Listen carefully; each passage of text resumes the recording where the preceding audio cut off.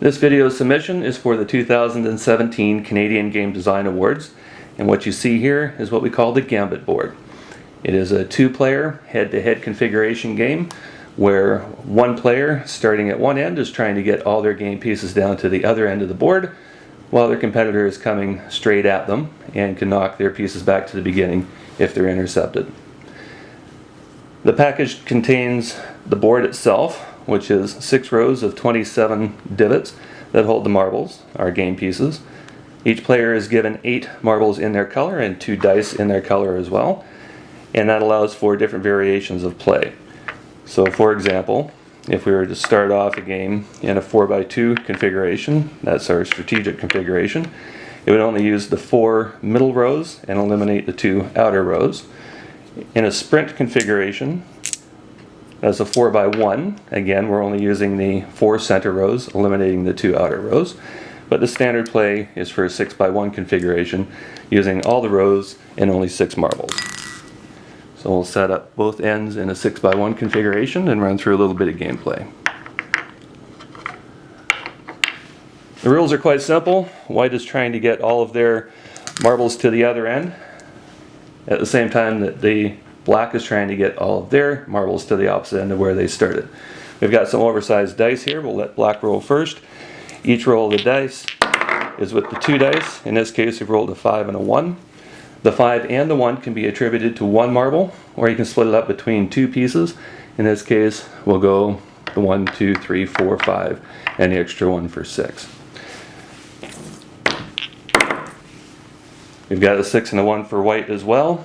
Now, depending on which way you want to move, you can either move straight down the board or you can angle the piece. So let's say we start with this one and we go 1, 2, 3 on an angle. You cannot move sideways, you cannot move backwards, only forward and diagonally forward. So we've moved only 3 spaces. We still have 3 more to go on the 6. So we come back on the same angle, 4, 5, 6, and then 1 would move us over. So you can see that in that manner we've taken the board out of that particular row and given it a different lineup as it advances down the board.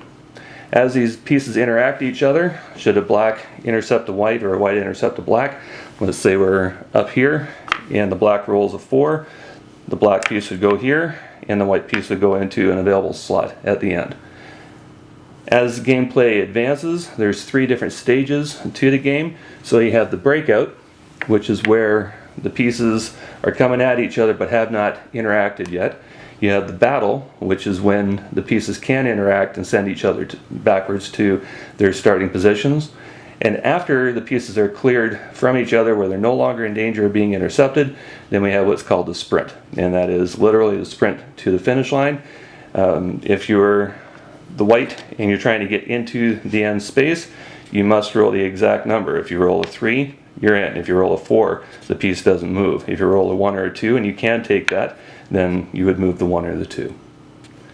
There is a possibility during gameplay that if for one reason or another the piece becomes stranded, where by moving forward or diagonally it cannot reach the last open position.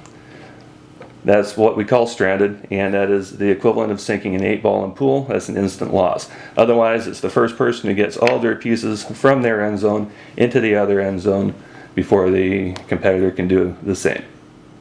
And that is gameplay on the Gambit board.